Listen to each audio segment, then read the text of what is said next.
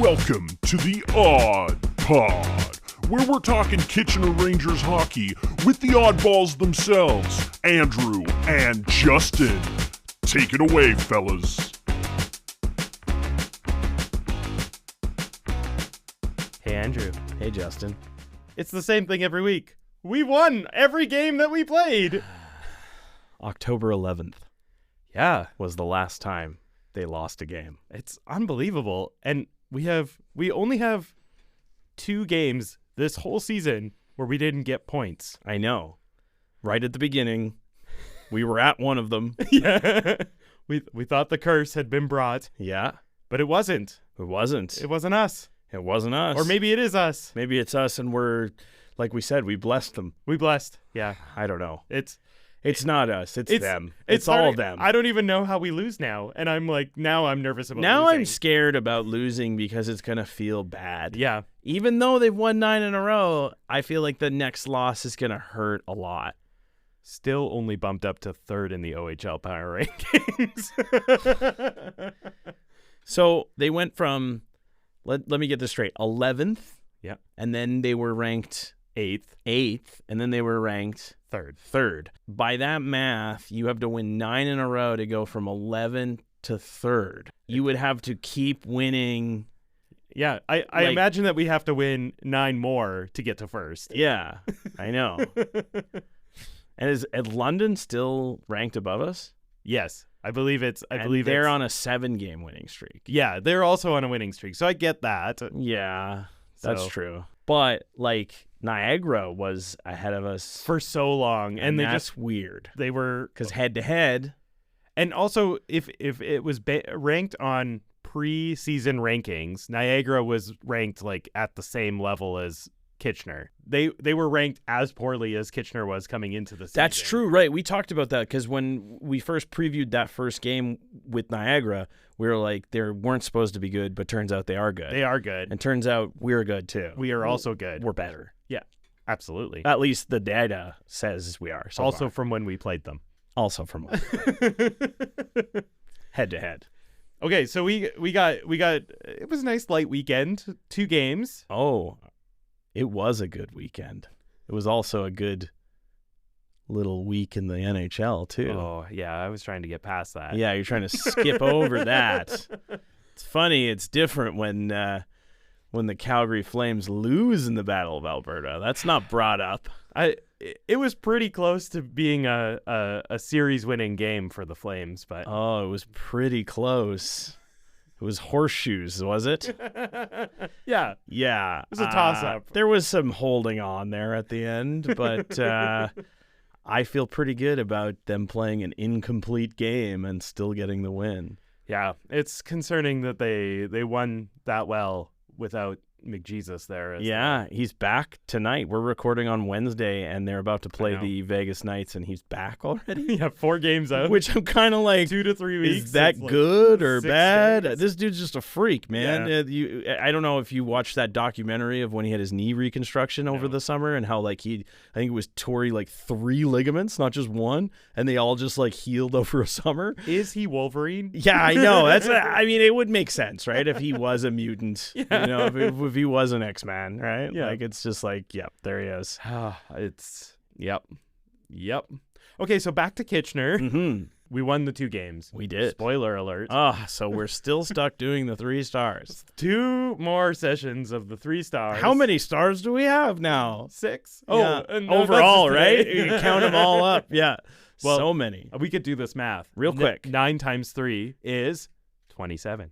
That's just the last 9 games. I know. They won 3 before that too. Well, sure. 12. I can't do double digits Oh, times. no, I'm out. That's where I'm Oh, done. that's 36. He lied. He lied again. He's a math wizard. Don't trust him. He is the odd pod data computer. It's him. Beep, boop, boop, boop. I knew those sounds sounded familiar. They were too real. Okay, we got 3 stars. So the first game was Sudbury Wolves. We were there. Wolves. The Wolves. The Wolves. We called it again. Here we go again. Yeah. Talking about getting things wrong. We were like, it's a trap game. It could not be less of a trap game. The Sudbury Wolves have not beat the Kitchener Rangers since October 1995 at the Odd. It could not be less of a trap game. We should have bet money on it. Yeah, exactly. It's like it's.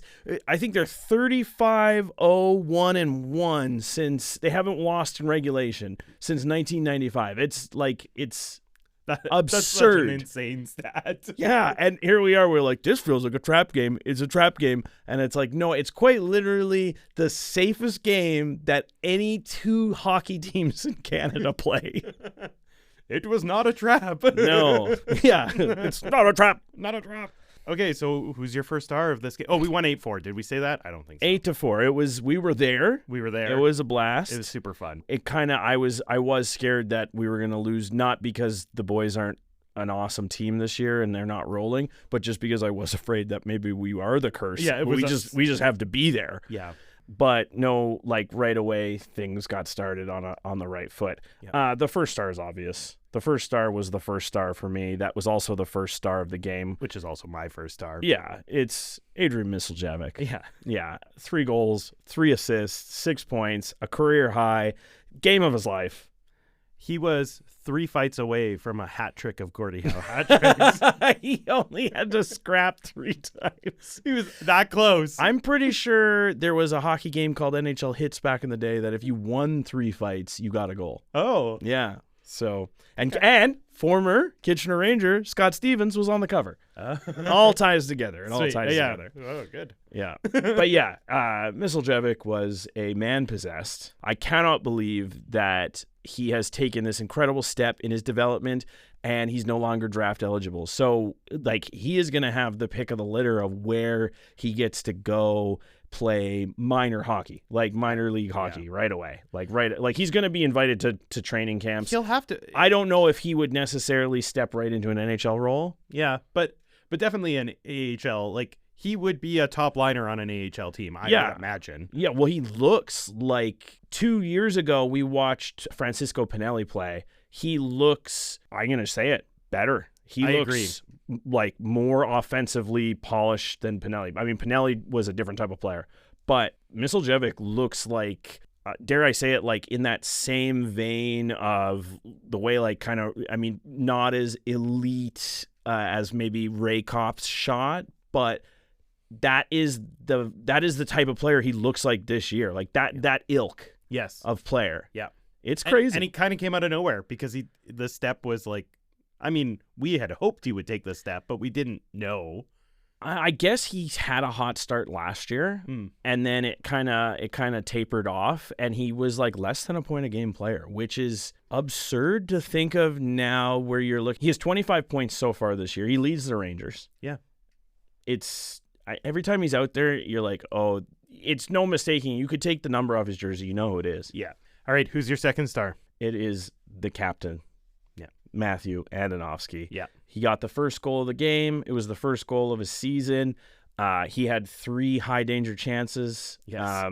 He's the leader. We're going to talk about this in the next game as well, but he is very obviously the leader of this team. Yeah. When he plays well, which is, I mean, we're on this stretch. He's been playing well consistently. Yep. But when he has a big game, everyone kind of has a big game. You can kind of see that, and it doesn't necessarily translate to the score sheet. It's more of a vibe, dude. Totally a vibe. with Ando, you know. So yeah, he's a born leader. And you can see it in the way that the guys get around him too. Like even when stuff's going on the ice. Next game we'll talk about that, but they were there with him.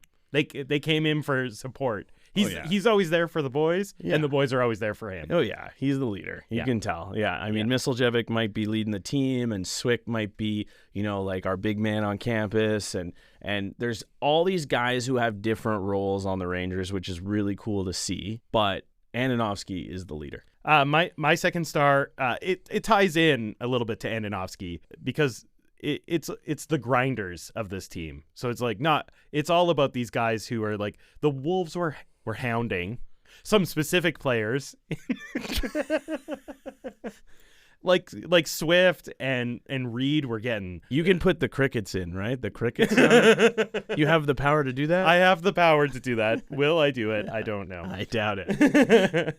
But you could see like Swick, Reed, even Misiljevic they were just being surrounded. The Wolves, they obviously had a plan to take down some of these high offensive guys, and then all the complementary players on those lines got into the dirty corners. They were able to help out those guys who were getting surrounded and get the puck away. The systems are in place, but then also they have the flexibility to adapt, which I think is really powerful on this team. Yeah, well, like we talked about in the last episode, the depth scoring is unreal. Like Yes. the Juice has the depth scoring going, in every game. It doesn't matter if there's injuries, which we've been absolutely crushed by, but I use that completely loosely because we're not seeing results go down on the ice, right? So we're not crushed, but it's crazy to see.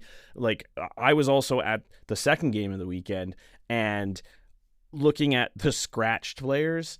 They had to do 2 slides on the jumbotron, Yeah. and then the next one for the opposition, they had 1 guy out. Yeah. So Yeah. like They were playing at full capacity. They're playing at full capacity. And we're like all over the place. We're like 11-7 every game. Who's going to play together? We don't know, but it doesn't matter because, the Juice keeps doing Juice things. Yes, he does. Yeah.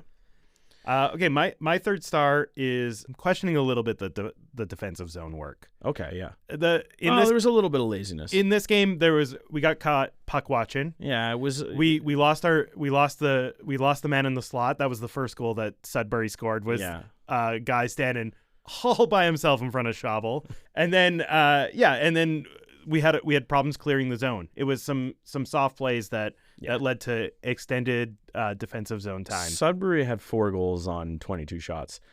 The game was, and I mean, I'm not criticizing Schabel. No. The game was always kind of out of reach for Sudbury in a way. It felt like Kitchener was just in the driver's seat the whole way. Yeah. There was a moment in the second period where I thought if Sudbury got the next goal, it would become a game. I think that's where my main concerns came. Yeah, and I think thankfully the big guns said, we'll just outscore them. Yeah. Right? Which is not how you're going to win a OHL championship. Yeah. But I guess, there is sometimes on a Friday night where you can just throttle a team and you can give up 4. Yeah. It's not ideal, but you're right. That's a good third star. What's yours? Well, Justin, you're my third star of no. this game. What did I do? Well, you see, you took a shot on the ice. Oh, yeah. Between the second and third intermission. Yep. Yeah. Which I liked. I liked that we had that experience. We were selected. It was super fun. Yeah. Shout out to Steven at Game Ops. Thank you so much for that really opportunity. appreciate that. However, to quote Jameis Winston, quarterback of the Cleveland Browns, quoting Eminem, you only get one opportunity. Do not miss your chance to blow or something like that. Oh, well, blew. you blew. That's where I'm going with that. Yeah, I didn't miss that opportunity. You did not miss your opportunity to blow. You know what? I'm going to say it was a quality dump in. Right from the blue line, quality dump in. So it's safe to say that you and the people that had the audible gasp in the odd when I missed so dramatically, you all knew that I have never shot a puck on the ice before. Well, you know what? Like I said, it was pretty good considering when I watched you never looked up to see where you were shooting until you'd already taken the shot. So is that not how you do it? I mean, that's how you can do it. You do it if you're Tanner Lamb, you can do it. Right. But I'm guessing he's logged a few times doing that in practice before it got. So that's my problem. I wasn't practicing enough ahead of time. It's true. To know where the net was. It's true. Yeah. It's a really small hole. Your awareness stat very low. Your if there's a clearance, a dump in stat, it's pretty high because it was pretty good. There was definitely some heat on the shot. I loved the audible gas though from the odd. It was it was, and not only that, people were busy. doing things. It was intermission. They And- were not paying that much attention. And yet there was still kind of like a it wasn't quite like they were laughing at you. It was almost a shock that it was so far off. So far off. Cool. So yeah, you're my third I star. made the stars. First star in our hearts, third star in that game. In definite reality. Yeah. Yes.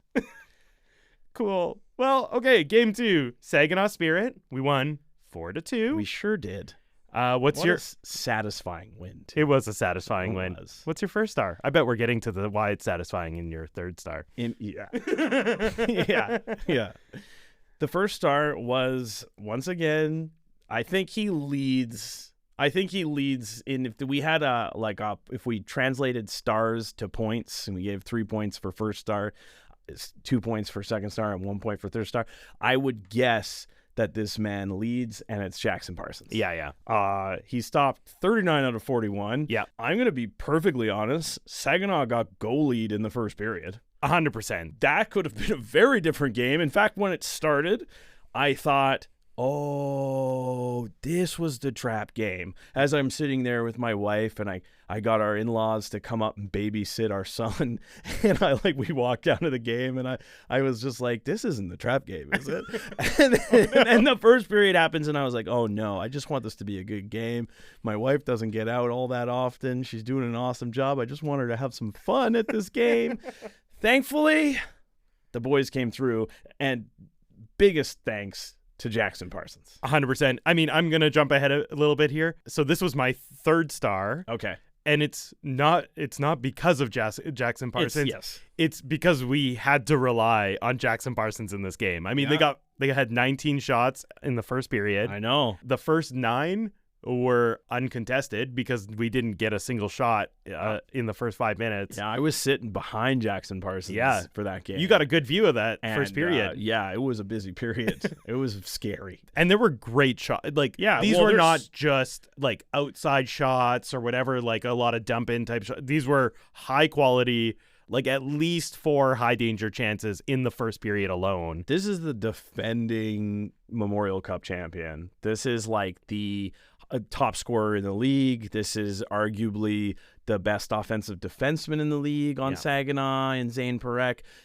You've got potentially the next Cale Makar in him. You've got Michael Misa is probably a top 3 pick on no matter what, right? Yeah. Misa top 3 pick. Misa got no points in this game. Misa got no points. Yeah, exactly. Misa went home with Big L. Yeah. That's why Jackson Parsons is by far and away the first star. Yeah. My first star, I knew you were going to take Jackson Parsons, so I was trying to give some diversity Switch it up. here. Yeah. But mine was Romano. Yes. Because he was, Romano is interesting because he is a play driver. Yes. And he does have to kind of be everywhere. And he's playing with some very high offensive guys. So he kind of gets lost in the shuffle a little bit. Well, I think on the square sheet sometimes he does. Yes, but he's very important to the team. I would argue that he might be the hardest working player on the team. 100%. Just from going in and digging and fighting and trying to find the puck and push the play. And that's what my first star is how hard Romano works. And I'll just interject and say it's my second star. Oh, great. Right? So we don't have to spend time on that. That's, I was watching a draft preview video, and things are looking really good for Luca Romano. Yeah, I'm excited to see how high he ends up going because I think he's adding only value to himself. Yeah, and I think that scouts are not just looking at box scores. They're actually coming to the rink and they're watching them play, and he's a big reason why they've won 9 in a row. Yeah, absolutely. I called him in my notes. I called him the everywhere man. That's a good name for Romano. Yeah. What's Pecorino Romano. What's your second star? I screwed up. You screwed up? Well, my second star was actually Jackson Parsons. So that's okay. I had talked about him in the third star because we had to depend on him. Yeah. But I mean, Jackson Parsons, he got the OHL goalie of the week, which that's true. The respect is finally shown to the man who is keeping this team alive at certain times. Yeah, and I mean that was the case last year too, right? I think more so last year than this year. Yeah. Jackson Parsons was keeping this team alive. I think last year the team was much more like of a rush scoring team, and Parsons would bail them out. Yeah. I mean, I didn't watch it as much as I'm watching it this year, obviously. But the games that I did watch, especially the playoffs, which I watched all of them, Yeah. that seemed to be the case, right? As they were relying on their top elite end talent and their overagers. Yeah. And then they were kind of like in their own zone. It was a bit scary. It was a little scary. Yeah. Yeah. And I saw shades of this against Saginaw, but they just like converted their chances against Saginaw. Yeah. And that was the difference. Yeah. Was Jackson Parsons stood on his head at times, but this is the difference between a good team and a great team is good teams win the games that they're supposed to. Great teams win the games they're supposed to and the games that they probably shouldn't. Yeah. That is the difference. And they draw from maybe one individual performance, or they draw from a certain strength, whether it be like we talked about it in the last episode, the defense had all the scoring, or the power play and the special teams, right? Against Saginaw, it was Jackson Parsons, and then as the game went on, it was just getting ahead and converting chances. Yeah. What's your third star? I've debated all day about how I was going to approach this. Mm-hmm. Because when I was at that game, we won, but I was pretty heated at the end of that game. You were.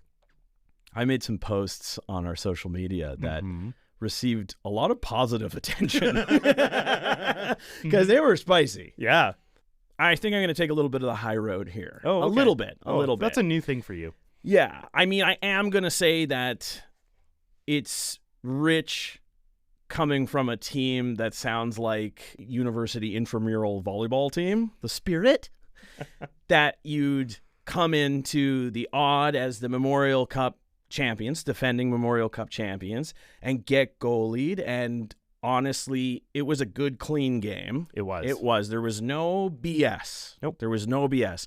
And then at the end of the game, in which you had 60 minutes to put up or shut up, then you just decide to just go old-time hockey at the end of it after it's over. Because what? Because we're running out the clock in the corner? It's a multi-goal game. It wasn't a one-goal game and you're frustrated. You lost. Like, you lost the whole game. At one point, you were down 4-1. You already lost 7-4 once to this team. Now you're losing 4-1. Lose with a little bit of class if you're the Memorial Cup defending champions. I don't think they have that in them. Unfortunately, I don't think so. Michiganders, questionable. I will go ahead and say that maybe this is a paper champion. Because I looked into it. I did a little deep dive on my little break today. Interesting. And it turns out Saginaw lost in the third round to London 4-2. Then they went home and they licked their wounds and they rested up and they had their milk and cookies and they got ready to host the big dance. And then guess what? London came to town and beat them in a round robin too. So if you're counting, that's 4-2. That's now 5-2 if we want to just do a cumulative score here. And then they got lucky because they got a cupcake in Moose Jaw. They beat them 7-1, and they played London, who'd played an entire series of hockey between that and won the OHL championship against a very good team and embarrassed Oshawa. And they beat them with seconds left on the clock at home in their own rink, 4-3. But if you count it, that's 5-3. I think London, as much as I hate to say it, was the best team last year, and Saginaw is what I'm saying, okay? That's what I'm saying about Saginaw. It's a little nah. So I want to say that the third star is the paper champion Saginaw Spirit. The Spirit, we've got Spirit. And I just want to say that they're no match for the Ando-lorian. Our boy, Matthew Andonovski, we're going to post the clip. Matthew Andonovski is fighting 2 Saginaw players at the end of the game. He is. And the ref has to save the Saginaw players. All right?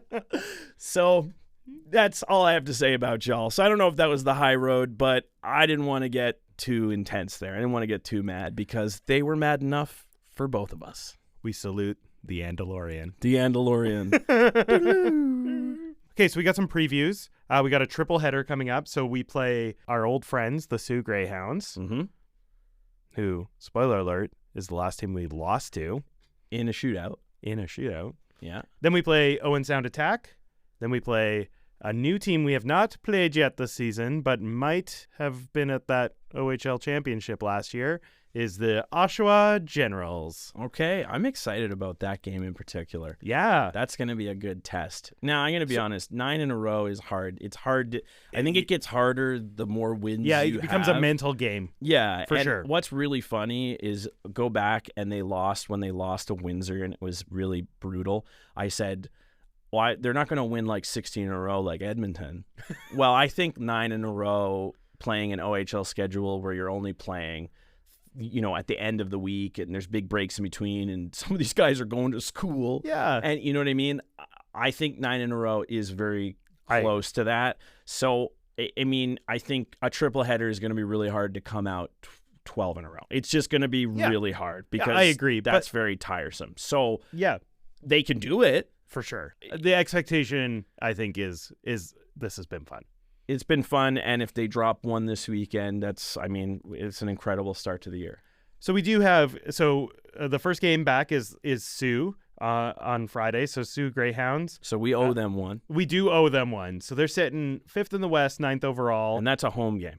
That's a home game. Friday nights at the Odd. Yeah, that's just a thing. It's so good. I love it. So we got Justin Cloutier and Brady Martin sitting at 12 points in 15 games. So they're doing all right. They got some guys there. I think last time we talked about them, they were having struggles with getting guys to stay on the team. They were leaving. So yeah, I think they got that all sorted out. Martin Mignosa was the player of the week last week. So okay, so they've got some some talent heat coming in too. Yeah. So this isn't going to be the easiest game in the world, but I think they got a little bit of a stretch going too. So. I don't want to say that it felt like they underperformed against the Sioux last time, but I did feel like they have better games. I agree than that one. And the Sioux is coming in. They have 8 points in games against Windsor, London, and Flint. Oh. So they've played some of the big guys lately and have won. Okay. So it's good. Also, shout out to the Sioux Greyhounds cited men. They have a whole page of player pronunciations.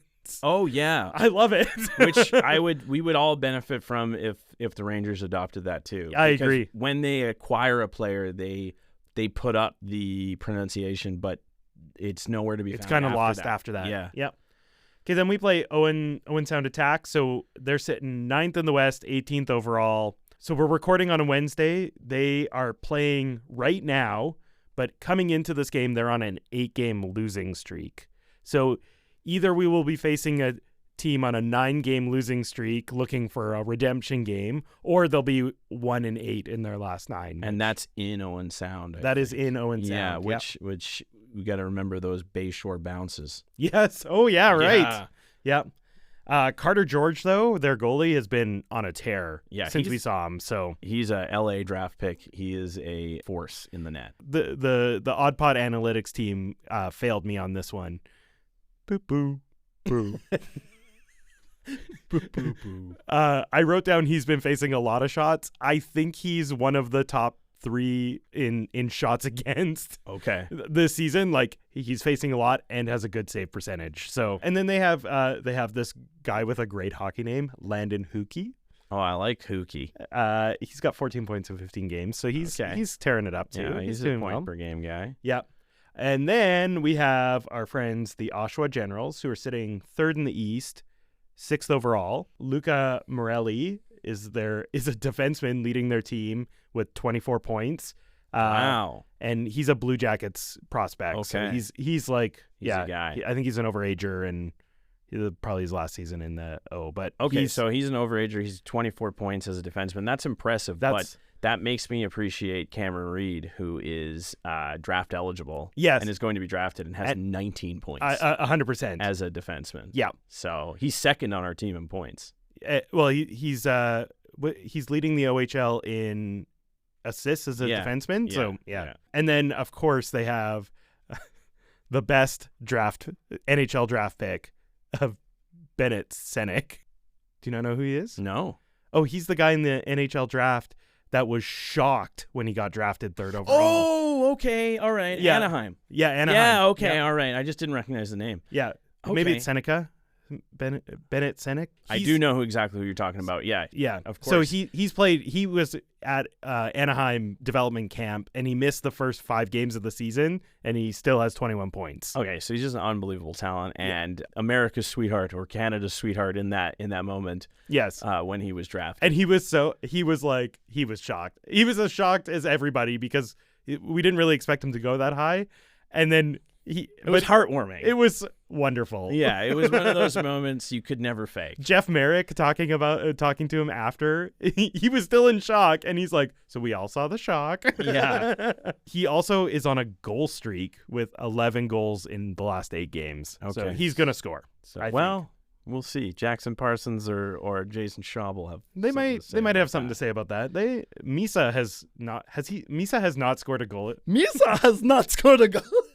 We played him twice, and he hasn't scored a goal against us. I know. They've done a really good job of shutting down the top-end talent on the other teams. Yeah. Oshawa also has Colby Barlow now. Oh, yes. Who is middle-aged. Yeah. The man. He looks like he's 32 and could be on our podcast. Yes, very much. Yeah, he's got more hair than, you would expect for somebody of his age. And I'm not saying that it's impossible that he's faked his birth certificate. That's all I'm saying. He had a slow start. He was pointless in his first 6 games, but he had 29 shots. Okay, so it was going to regress, positive regression. Yeah, he has now put up a lot of points since then, but he's a force. All right, so that's the recap for the weekend. Now, of course, we get to the very special part of the G.R.O.A.T. The G.R.O.A.T. The greatest Ranger of all time. And I think I go first this week. You do? So you're immediately going to know who this player is. Well, that's not very fun. I know, but he's got to be on the list. Okay, I'll pretend I don't. Okay, great. It was a brief but good time.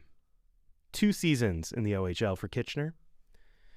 In his rookie season, he was 3rd in points and 2nd in goals amongst rookies as a 17-year-old. The next season, he came back as the captain, making him the first European and first non-Canadian in franchise history as a captain. But then he left and went to the NHL after being drafted 2nd overall by the Colorado Avalanche. He scored his first NHL goal against another former Kitchener Ranger, goaltender Steve Mason. Oh. That was interesting. I was like, I still don't know who it is. Wink, wink, wink. You can't see it on the pod, but I'm winking. Audio medium. He won the Calder for Outstanding Rookie of the Year. I have a problem with it. He won a gold medal with Sweden in the World Junior Championship. Ryan Nugent-Hopkins should have won the Calder that year. You suck it up. You still don't know who it is. And then, of course, he won a Stanley Cup with Colorado as the captain in 2022. My nominee for the G.R.O.A.T. is Gabriel Landeskog. Usually I say give it up for them, but he's had enough. No, right? He's gotten enough. I love Landeskog. He's so good. Enough. What a great captain. Yeah. I have mixed emotions about Gabriel Landeskog. I'm a big fan. I mean, I bet you are. Colorado living vicariously through the Colorado Avalanche. Yeah, Colorado is my second team. So I do. This I've been is how I holding this know one out you for a weren't while. you weren't a hockey fan pre-salary cap because because nobody can be a fan of these powerhouses that just came to Alberta and crushed both our teams. I know. There's no bones about it. He had to be on this list. He's had a phenomenal career. He was an iconic Ranger. Just because I'm sore about what he's accomplished in the NHL and how it's directly affected my team every time he wins an award. Yeah. That is just kind of proof in the pudding that he's a great player. He is. Yep. That's my nom. That's a great nom. Who do you got? All right, shout out to my dad because he is going to know this player long before anybody listening or watching. All right, Laurie, you tell us right now. All right. Yeah, exactly. All right. He played for the Kitchener Rangers from 1969 to 1972. So it predates the OHL. I'm out. I have no idea. The OHA, of course, we know. He finished with 127 goals, 171 assists, and 298 points in 177 games. Oh, what? Yeah, he was drafted by the Philadelphia Flyers, 7th overall in the first round of the 1972 draft. He was called up after 11 games in the AHL, and in his first season with the Flyers, he scored 30 goals and 34 assists and was second in Calder voting. He was part of the famed LCB line. He helped the Flyers in both of their Stanley Cup wins, their only wins, 74 and 75. Which, by the way, the Flyers have way too much attitude for only 2 cups, 74 and 75. Like, way too much attitude for a franchise that's only won. We give Toronto a lot of shit, all right? And, like, Philly? Yeah, they only 8 years later. It was I know, their last cup. and they did back-to-back, but it almost counts less because it was back-to-back, and now it's so far in the rear view. Yeah. Anyway, he scored at least 20 goals every season and scored 30 or more 9 times. All right. His best season was 50 goals and 62 assists in the 75-76 season. He played in the 1976 Canada Cup for Canada, and he scored a very famous goal where they were behind in the final against Czechoslovakia, and he scored to send the game into overtime, and eventually Team Canada won that game. In 79-80, he helped the Flyers on their record 35-game unbeaten streak.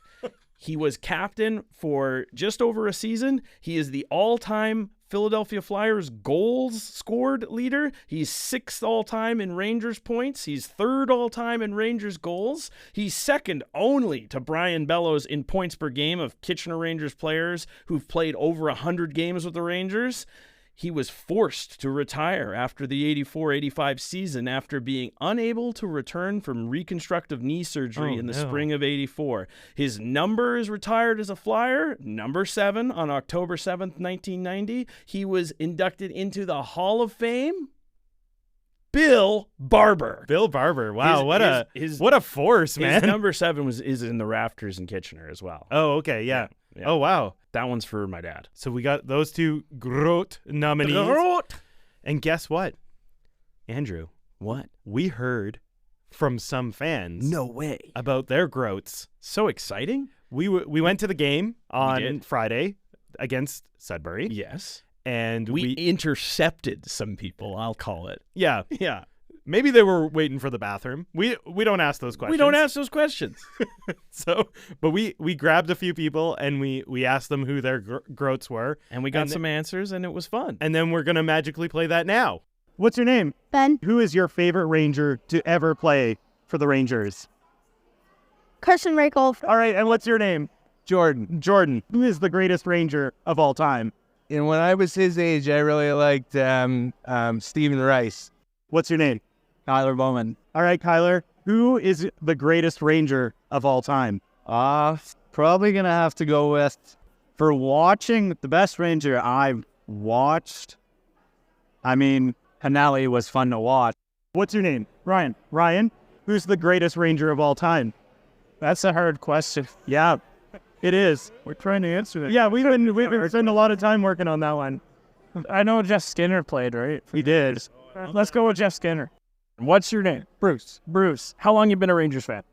Since 1968. Wow, so almost all the way, almost since the very beginning. That's very impressive. We love that. We love to hear that. So you'll have a great perspective on this. Tell us, who is the greatest Ranger of all time? I'd have to go with Mike Richards. Some great insight. Some cool G.R.O.A.Ts. great G.R.O.A.Ts. G.R.O.A.T. Great G.R.O.A.T. So that's the G.R.O.A.T. Now we have some new names to add. A couple names that we had already nominated, Which will only help them Yeah. when it comes to debate time. of course. When we get to the debate of the G.R.O.A.T. When we get to the debate. All right, so we got a couple thank yous for this week. So we have Ken Bourne, as always, Always. For the branding. Papa Bourne. Papa Bourne. And then we have our prodigal producer, Liam. The Phenom. Kitchener Public Library, thank you for the beautiful space. It's basically home at this point. Home away from home. It is. It's so cozy. where everyone knows your name, your face, Your face. and your name if they scan your card. Socials? You can find us on Instagram, TikTok, and Twitter at The Odd Podcast. If you want to send us interesting facts or history about the Kitchener Rangers, The Odd, or Kitchener-Waterloo Cambridge, please email us at theoddpodcast@gmail.com. We'd love to hear from you. If you're enjoying the podcast, please do all the normal things of subscribing, liking, engaging with us on social media. We need it. We need it. We'd love it. We'd really appreciate it.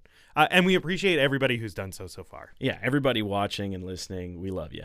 We love y'all. And as always, you can find us at The Kitchener Memorial Auditorium. See you at the Odd.